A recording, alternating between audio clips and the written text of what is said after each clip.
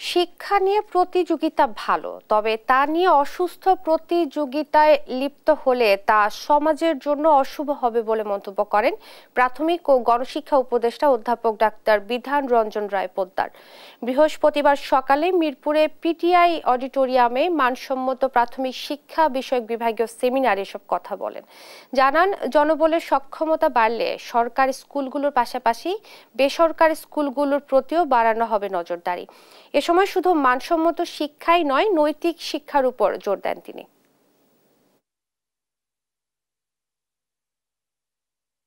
আমাদের মধ্যে প্রতিযোগিতা আছে এবং কোনো কোনো ক্ষেত্রে প্রতিযোগিতা ভালো, কিন্তু আমাদের দেশে অনেক সময় এই প্রতিযোগিতাটা একটা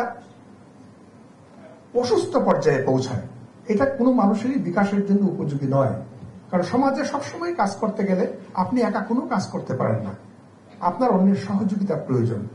ফলে বাচ্চাদের এই স্পিরিটে মনে করার জন্য স্কুলের কার্যক্রম আছে, সেটা হচ্ছে ক্লাসে যৌথভাবে কোনো কাজ করতে পারা।